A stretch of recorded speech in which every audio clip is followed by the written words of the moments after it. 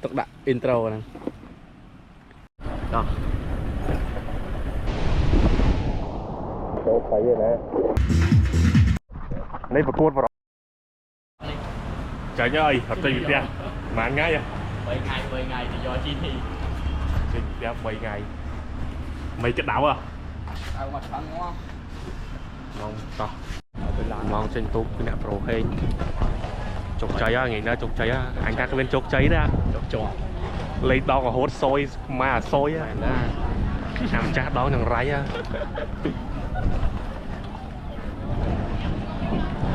Nó mong trên túp á nè. Đảo á. Let's go. Mong hiền cua Lưới đã cách. Mong trời ơi, vì nào rổ hên. Mà đó. Đào vào vậy thấy rồi, chơi mò so sam vậy, đứa nó. Còn mặt mặt thì đúng rồi, ấm á. Mong lắm á. Mà hiểu lòng tôi thấy vì nè rổ hên nha. Mà beach walk, đó beach walk đó. Dùng nó close số vật đó ơi. Nó close số vật. Ở bên fly đó. Đó là pin nè rổ hên nha. Đây pin nè nè tôm ăn phi buôn cùng vui. Pin nè hay cùng vui.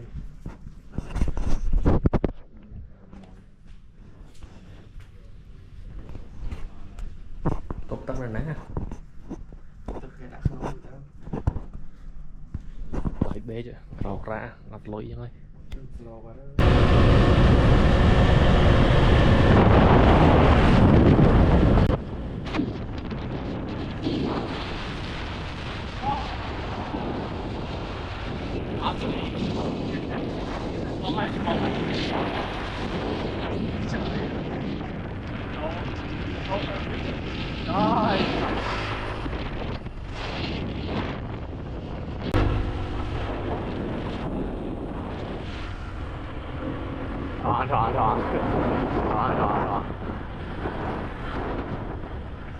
Trời.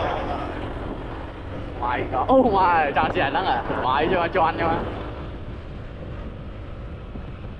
Nhạc không vậy? Hả? Nóng à? À. Oh my, mơ vụ khoanh. Ngọt ép à? Hả? À, tao nói cho anh nhưng mà. Oh my, chết thế à? Sao vậy? Oh. Mà không bỏ là tao.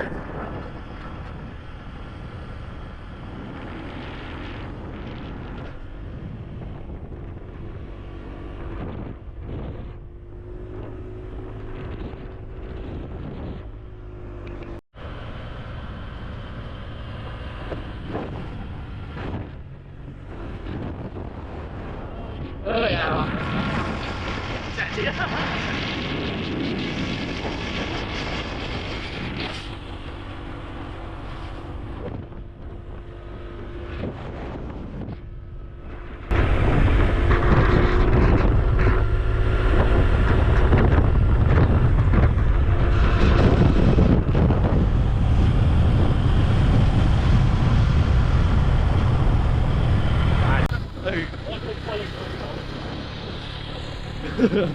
Gạn đỡ co, gạn co. Dạ, cái đỡ co, 4 cái đỡ co. À. 4 cái tiếng đây. Xoay vô lên nữa quá. Nạp vậy đó. Chả chết. Nó còn nổ. Cho tao khung à? Cho tao khung à? Đừng á. Có cụ gọn mát rồi. Tôi đã tình tiết.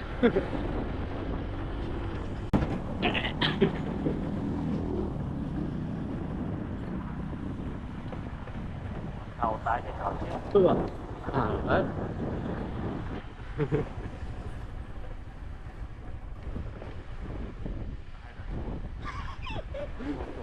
Đi bắt no parking. Bắt toàn. Là dương mà đo khung cọc tôi. Một lâu dục năng mà spa này đi này.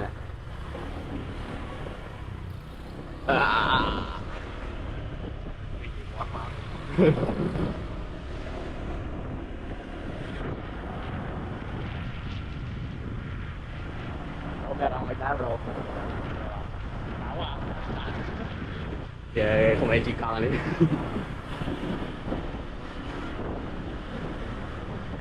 chống to lo ta phát triển Hả? chống to lo bị có được Ừ. Ở phần qua đời nà này quá.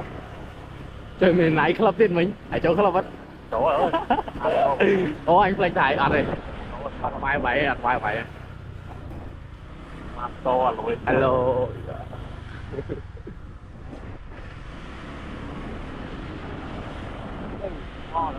Phải mà, này đặt lâu C8 nắng từ đó là lại spin còn lên à?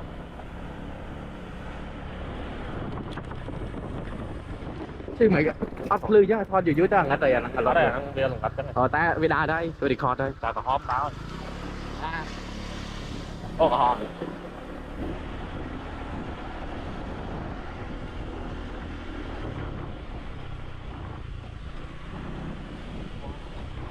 Trời ơi. Ôi nè được luôn, bọt tao học lên đó. Cục tao học lên đó, bạc trồn mũi thùng nhưng mà. Sợ thơm mo, chắc bị nặng tới sợ thơm mo.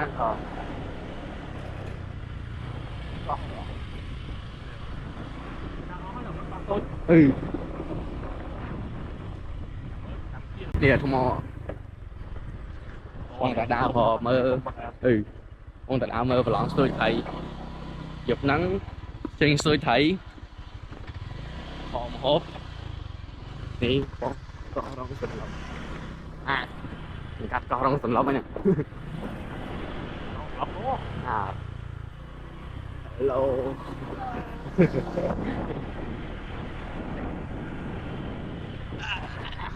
tình tôi mà bay mòn rồi chọn vào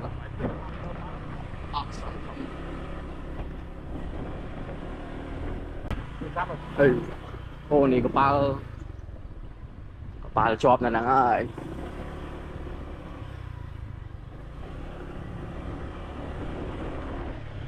nó phải đặt ôm lại á lúc ra đập lời từ đó sna trời quá lời từ đâu nè bông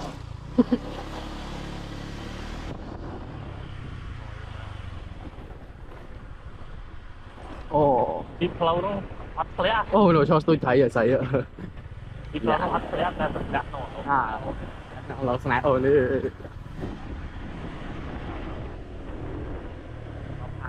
ừ ở đây mua tiền đặt lô xương hai tiền chị ấy còn tôi nha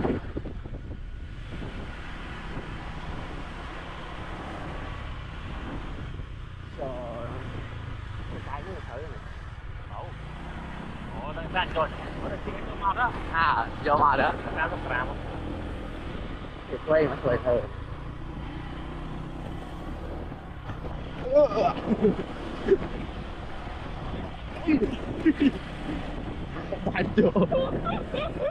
rồi bán mó sắp má lấy đi dục nắng ơi nhiều quá sao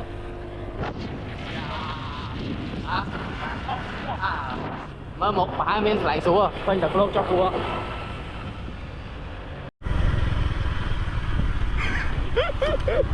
mùi mua đi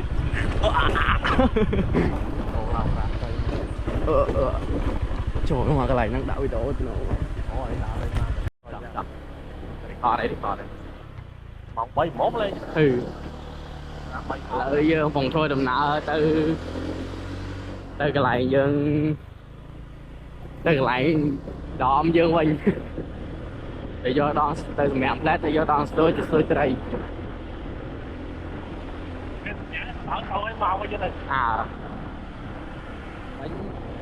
bán đồng băng tay đồng băng lại để thả rồi từ tinh hoàng ngày cho mảnh nó cái hao nhai đó rồi phải chưa à nhài là cái hai nhài nó mà anh vậy rồi qua lần số ơi ừ phải chạy về tẩy xây mai áp ra xoa là cái hao lên mấy đứa sủa mấy á xì nồng băng ơi ngày cái đau à mấy thấy xì nồng băng thôi mưa không đá được lại đê mà nồng băng vẫn đang buồn mà băng khai nồng băng rồi nhưng mà chiên gì ở rộp mà chỉ là đâu mà chai lời thời ca mà khái chai 3 ngày chạy pi ngày đó chạy 2 ngày chạy mà ngày phanh mà ngày cả lá vậy đó nhanh rồi cái gì này bọc ra mặt cara mẹ cha xí rồi đi nhá còn đi mẹ còn đi khóc lá nó mà đòn bên ruột nó ăn còn lưỡi dục lá đó là giờ sau là thì cao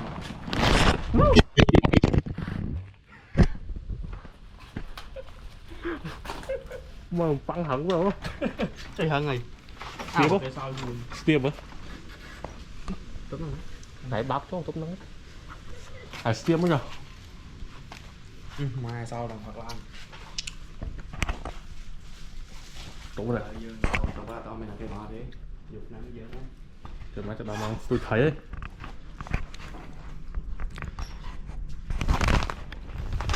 mà bán là màu là phi ngay nên nè sát anh đi sạch đây là phía cái đầu nó nóng đi lấy dân coi hộp tăng nó kia dục nó và bên khẽ nó có hai cây pin này anh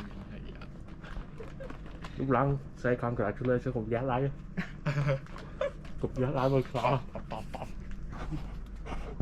tôi thấy bạn gặp lao mang pin đập giá đây rồi vậy rồi sáng rồi đó lý nói như thế không có gì đau dưa mới mở thôi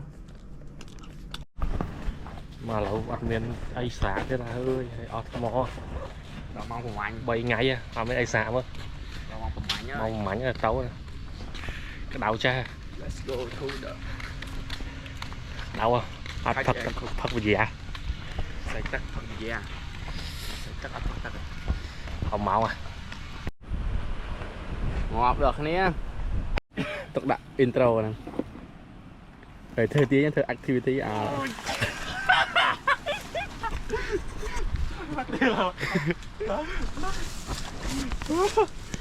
chó á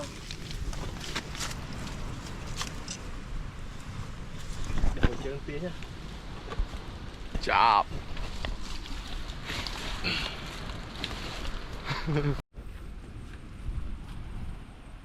vừa dù point chỉ mà đời tao hai định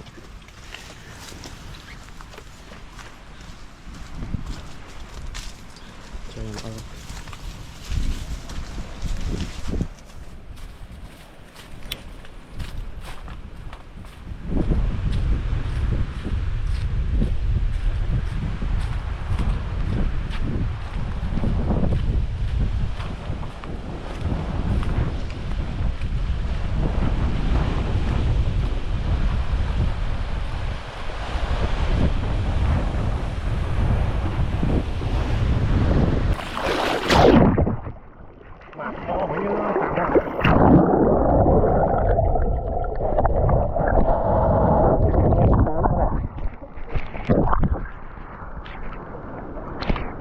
trời thì khọt á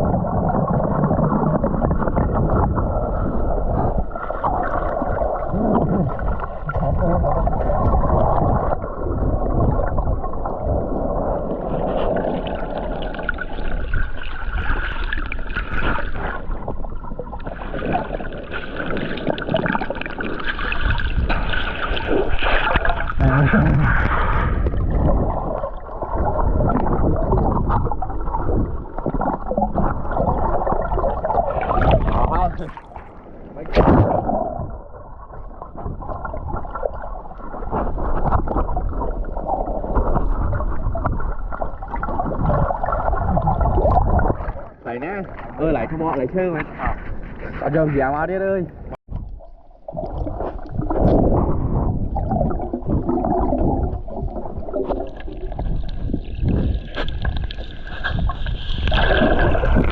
nào quá rồi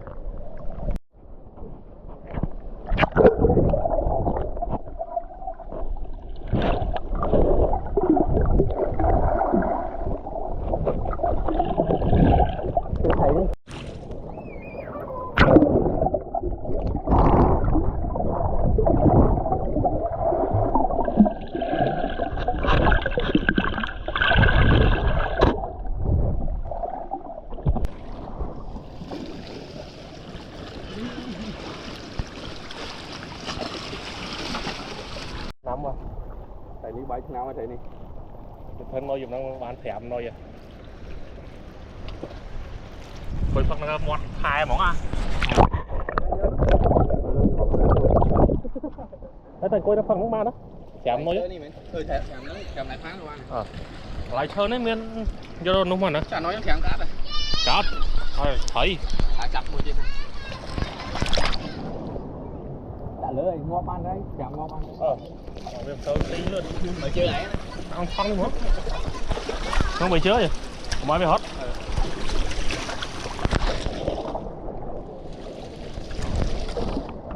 tại chăm nó chăm đã chua đấy chua tấp tên là mà chỗ thấy vậy nè tôi những ác bán rồi mà hai tắc bán già bị chơi nó khổ với đây cho bị chơi nó khổ xong trời mà đại vậy ô anh chỉ làm cắt đấy ôi liền thì nào mà ho luôn ô thằng này bắt thấy một trước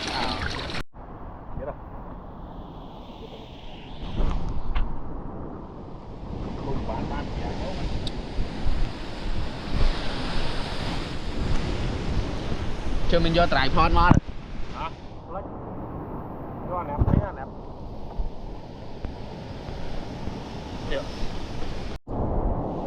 ừ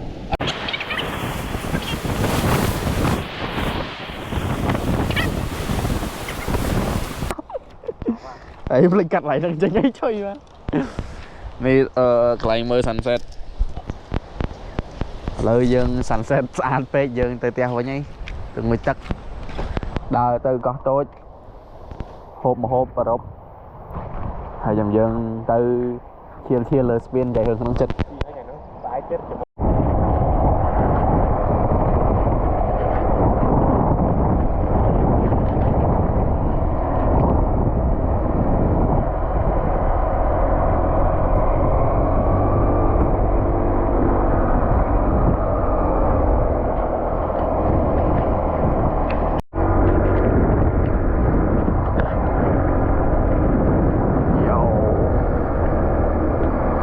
look at the flow sea gam một top thì tôi thầy ngày bán thầy là CA lấy ba tốt mà phản si burger ngái nhớ tranh si cupcake đâu bây giờ chứ này sao lại GoPro vậy chứ này dục lắm vì mình ép vì tan mà trên đi trên flash đi em nghe dục lắm trên flash lại báo chứ ơi bật lấy nè cái gì tưởng mà kêu mới chơi lấy bật dần chăm thò lạnh đừng có lạnh giòn mơ một hàng thôi chứ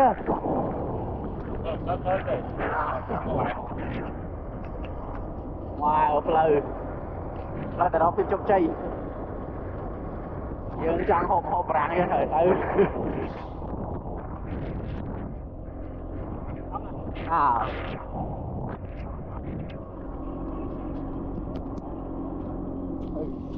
cái bán đi lại giá hiểu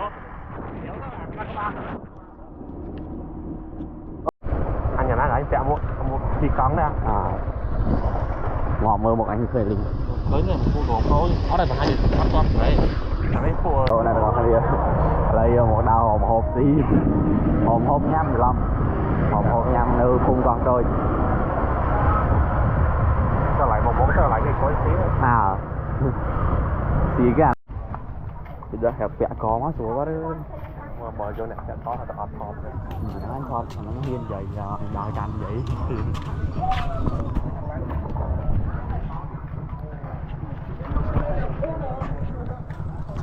thầy rẻ anh phải dòi qua rồi lời dương phòng ở phun khỏi tốt còn có rong dương bao hộp nhầm mấy cái này đâu phải lưới lấy ngay đâu đâu lại chị ấy nhá quay lại cái phim nào lại đăng phim đó nên được lại phim khơi nhầm đâu khơi đập lương nó làm thôi nha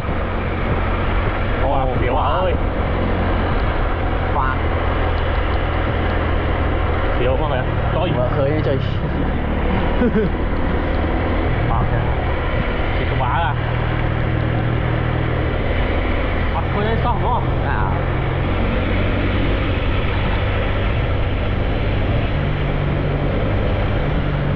Just a little bit louder now. Just a little bit louder now. Just a little bit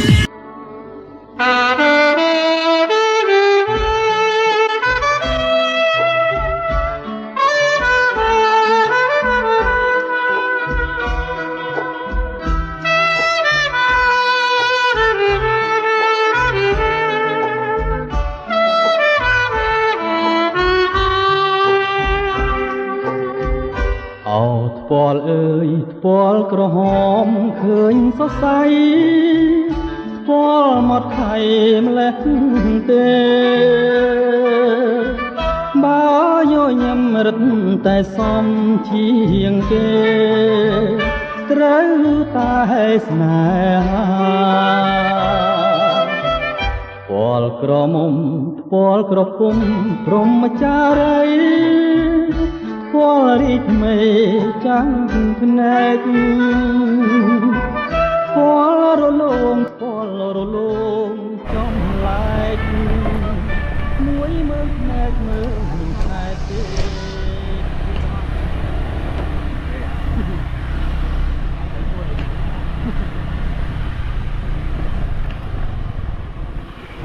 đủ lôi à nhắc mình sao thế mấy nó fish mà bán fish muối à fish tóc cháo ở đấy anh mang là cho ngã ơi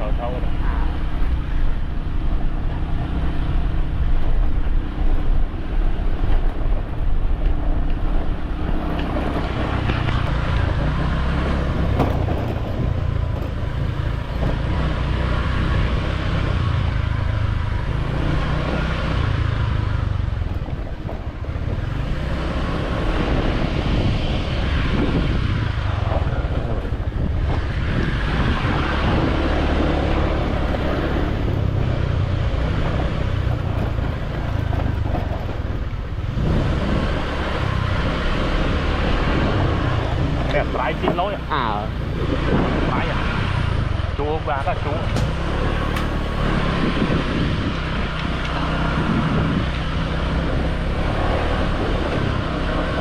nào thôi nào ơi đời nào rồi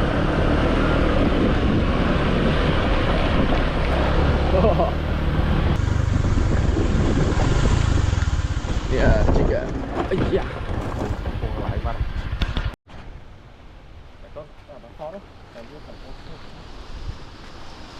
trời má ơi dục tuột mồi nè cái thật thật lẹ mình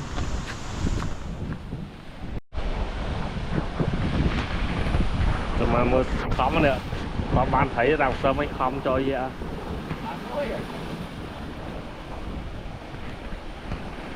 ở đây nó phải chắc nhá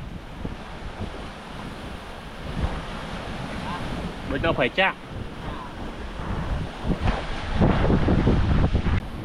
thầy tổ phân thôi thầy em nói phân kia trời pha thùng nữa quá nha rồi rồi tập thấy rồi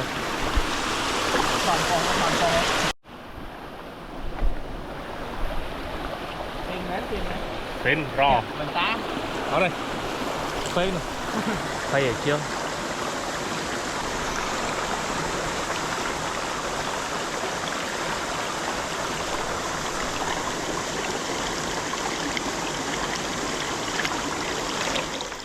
ui wow bạn ta đi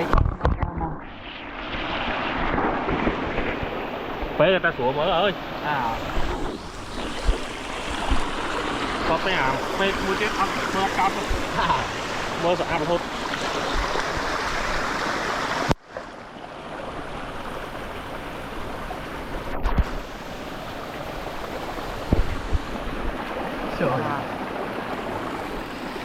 trời mà thiệt rồi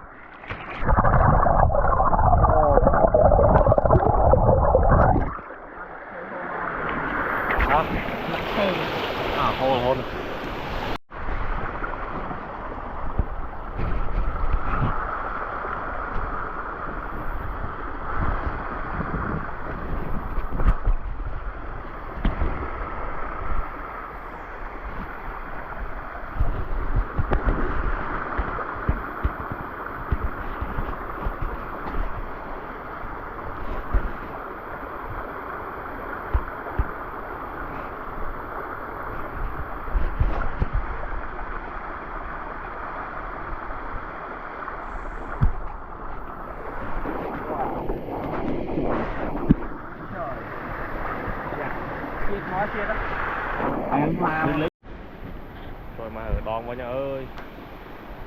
Mình lại lên thấy ra.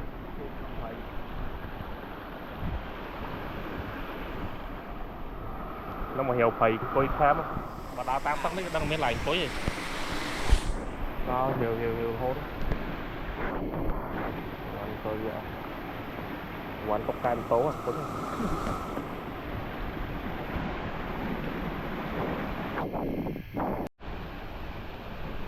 Trên tụi quay nhá.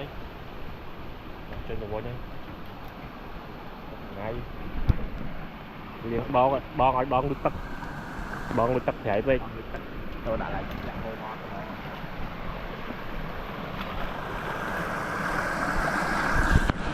Đón được quay nhá. Đón lên. Đón là thảy căng lắm nữa.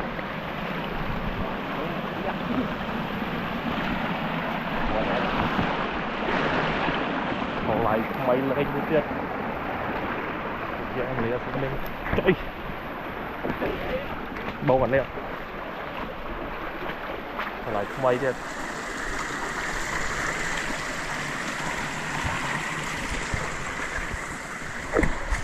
Lỡ miên đó. Lên trâu khô. What's up mày đi cả. Là một tật chuối ghê thế à, phải bắt à. Chùa Prey Svai.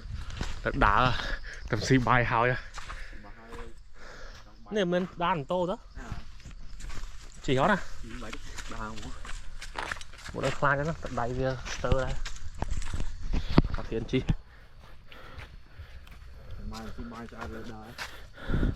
Hót ra. Cái mà buồn mơn phèm. Trời.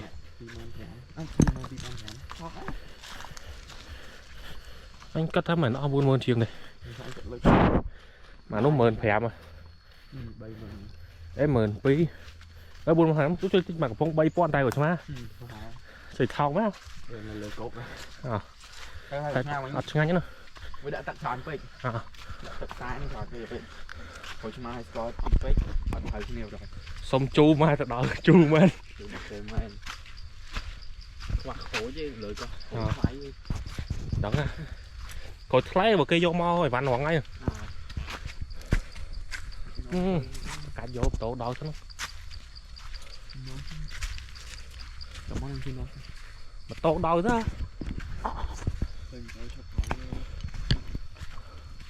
Mấy anh chim tô một lơ mỗi.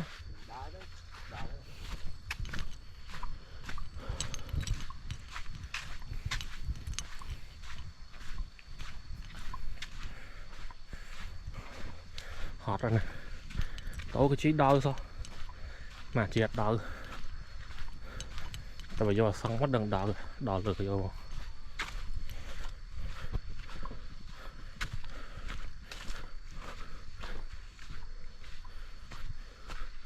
Tóc là ná nè.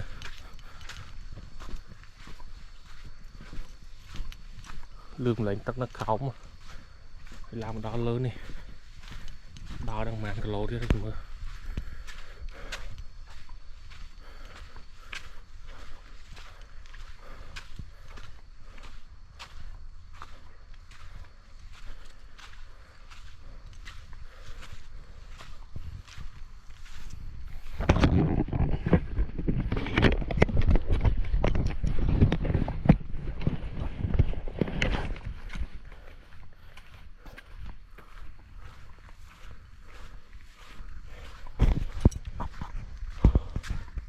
Nature.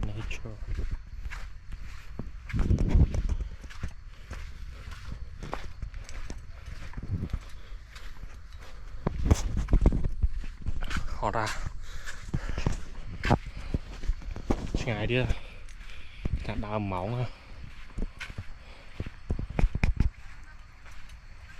nó rương này tận một luôn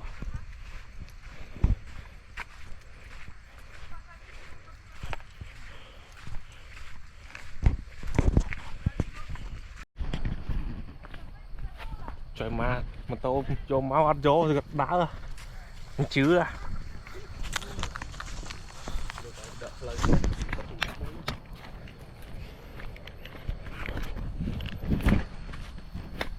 trời lâu thế ổn đi hết lâu lấy gặp lắm đúng không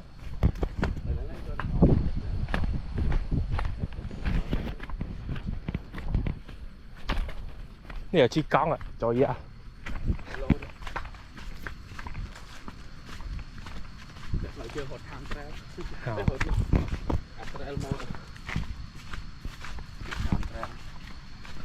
đó cái này miếng nó lớn đó đây miếng pi lại nha nó lớn mới khóm mới đâu mấy khóm của miếng này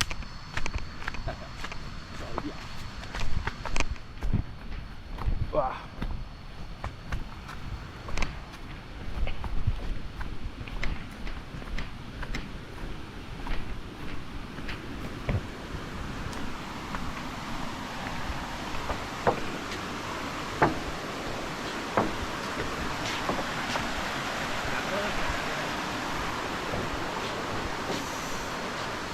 Khóm luôn hay nua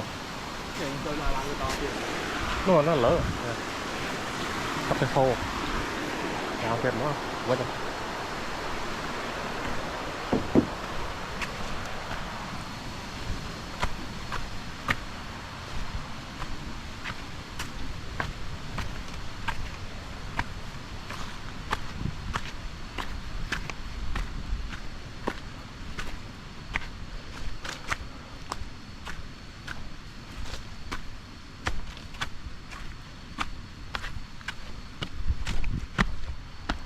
quý rồi nè phải chi con rồi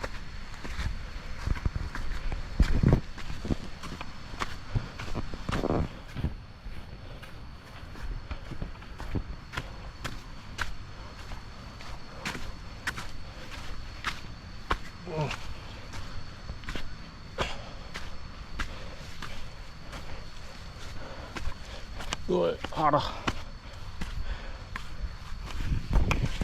rồi cả đó thậm chí bài hai là một adventure hot rồi kìa lâu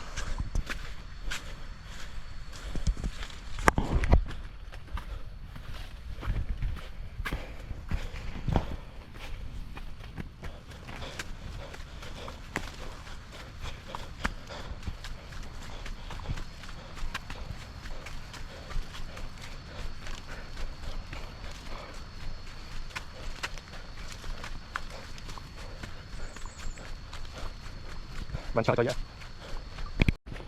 đang này thương mày tắt khó đây thì bắt đầu đi tắt này cọc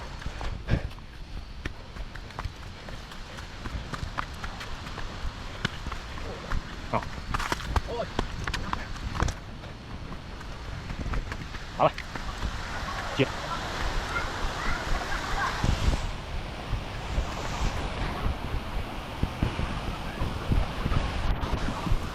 bắt đầu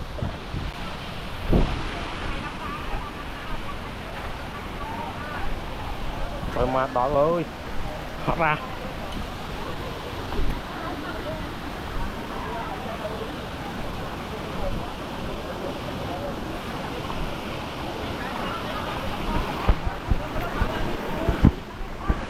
nóng luôn để đây không mà tạo trong má nè đó là món mặn không thoát ra toàn hồi tao đó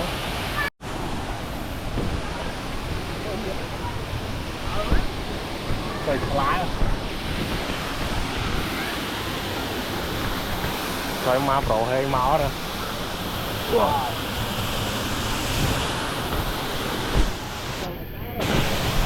hả không thảo mà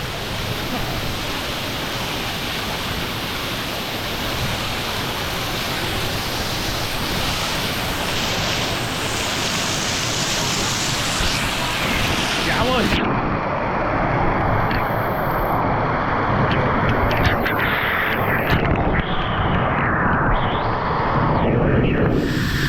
đó đấy 25 còn phải đấy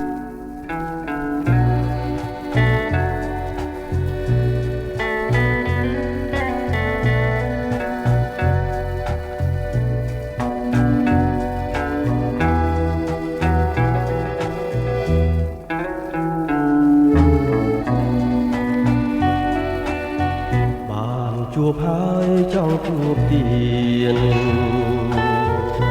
mình trong khuyên đi xa nực alai chuộc chân đà bài tê bòn nơi nực mình lịch nực chiến nực trong bị say khi mình lụng ro ria trây lại xa mình lại thay chi mình luộc nơi chất bóng phê ngày ngạt tiếng nâng ban chuột xa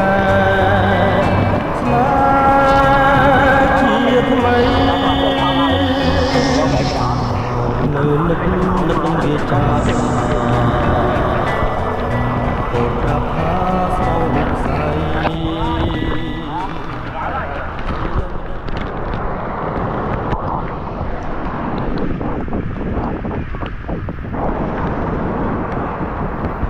qua bạn nó vẫn là đâu bạn nó tầm bao đâu ô cái nào bạn đây rồi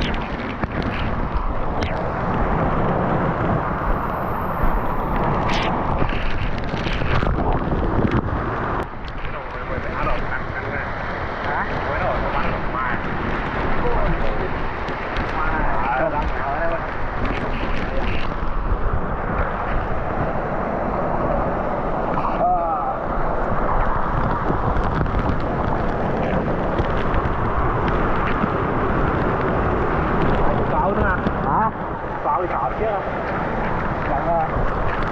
ăn bao đây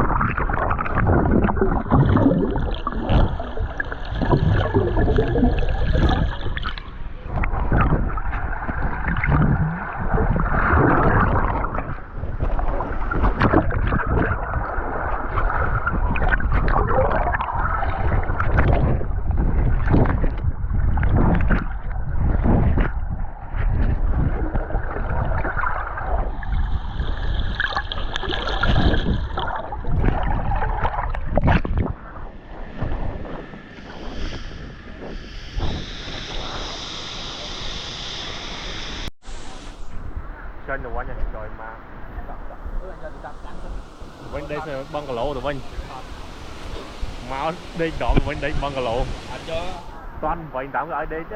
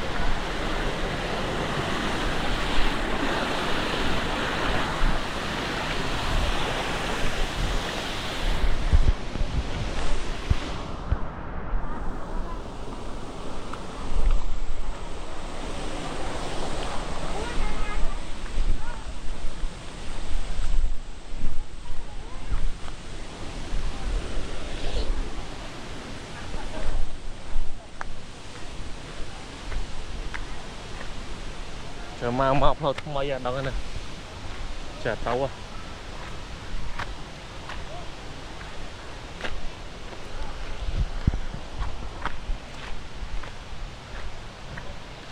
tàu lâu mấy ơi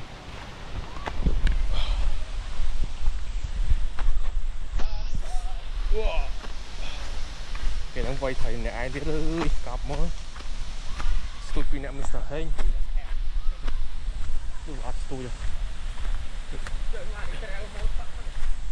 nè cho con lại nữa vốn nó chết cho bán à rồi đấy cho cái kho cho nè cho thằng chớ họ này bán đi họp mất được miếng nè mũi nè sao xa đâu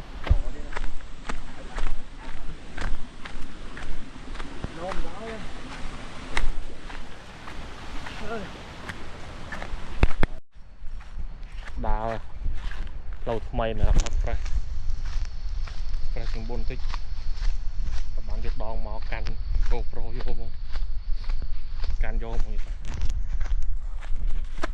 tầng suốt thôi bị ấy suốt á nghĩ đang suốt thầy tầm mọi mấy 2 tắc khói mấy 30 prang việc cho dạ suốt đặt rồi mình hot rồi rồi tao tiến nữa đó nè đó đấy thì mới thôi wow. Đâu à không chứ chỉ biết buồn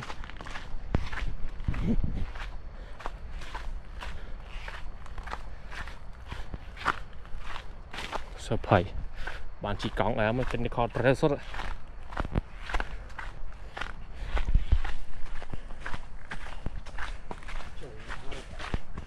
kìa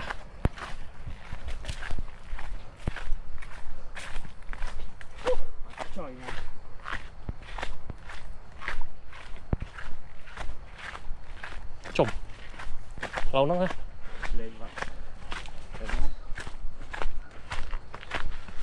xóa lâu ơi xuống với tầm yếm ấy hot đó hot tục mình cái đá đâu cái đá màu của hay nhỉ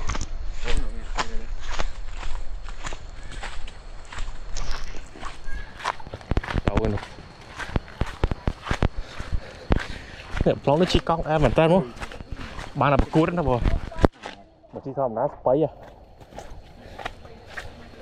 này chỉ hô nha ô trong cái kia nha nơi sập tường UCI UCI mà XCO đi UCI của bắt á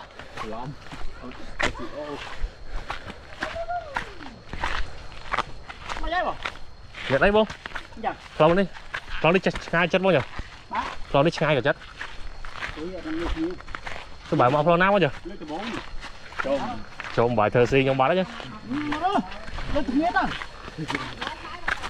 cái bài mau flow này muốn bộ kìa flow đã hot trong không This is special nhá đã bị khảo mà mà khơi mình tô cái tóc khảo mà nói nó thương nhóm nó cũng là flow láo nữa mà mình tô cái tóc khơi mình tô cái tóc khảo mà lao được cao đâu tóc khảo nãy mình đấy đào màu mình mò tụi nó bóng cái xong mẹ con có một con tôi thấy bị giá tức đó con tôi thấy bị dài không tạo một hồi cho không gì làm sao ngón đấy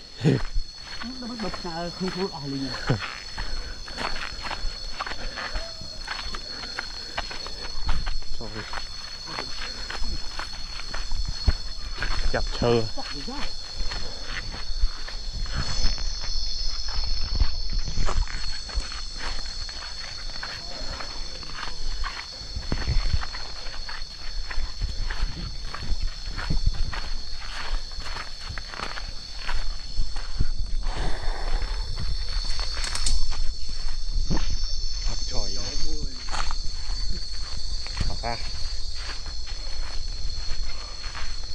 vô đòn máu cái nó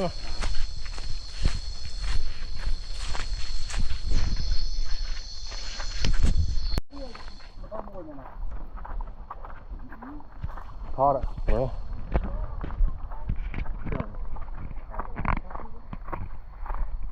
không cháu với mấy cái bang này một trống mà nào một trống thế này nào một trâu đại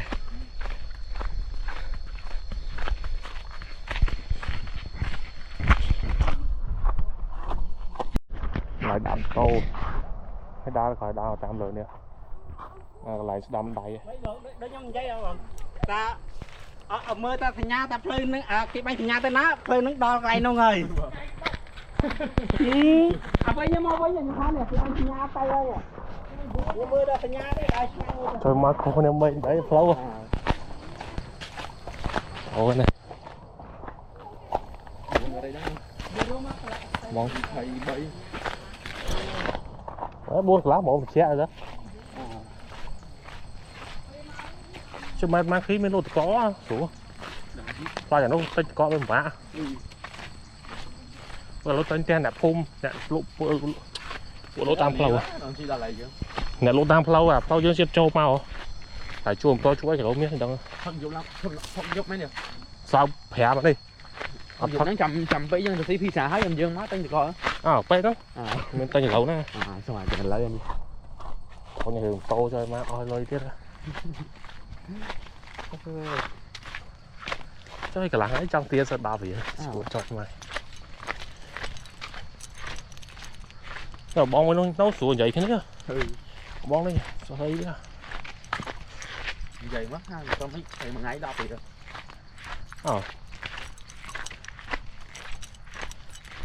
lỗi cái đào này là tăng phê dương chua là phê dương rồi cái cách tăng cả làng ngay tăng phật mỏ đây và cuốn vào rồi cái lỗi nam khỏi là phòng hạt xóm á dù ông CB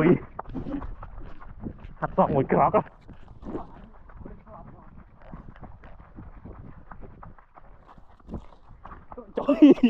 trời bãi chứ trời bãi chứ ra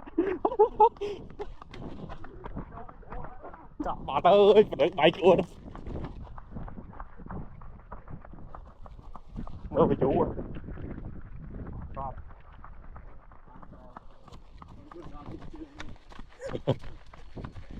sport mode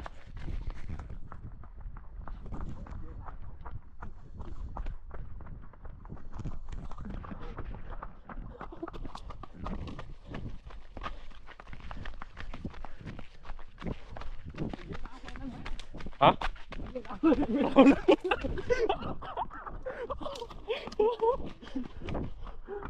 mà là một khảo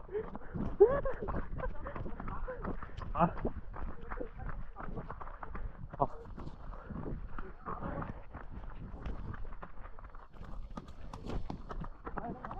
đó nó mò một ôm mình á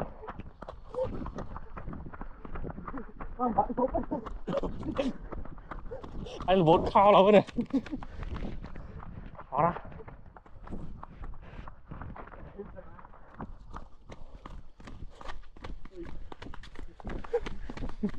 thôi trời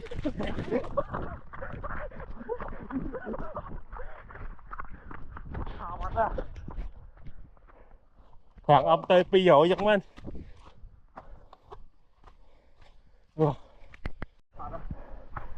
mẹ phèn lại on mới à ở đâu anh chở ọt đồ cho